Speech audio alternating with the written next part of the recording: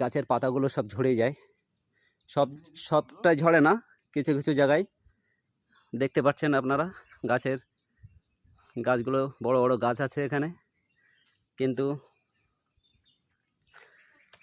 দূর থেকে যেটা মনে হয় গাছগুলো দেখা যায় না। পাহাড়টা তো খুব উঁচু পাহাড়, আজিম আলম বোম্বের সবচেয়ে বড় পাহাড় এটাই।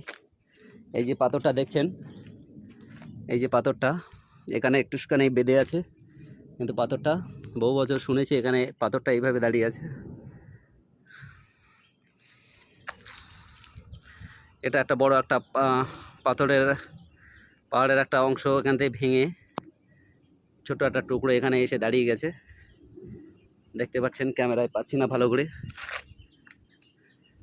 তবু দেখানোর চেষ্টা করছি আমি যতটা দেখানো যায়।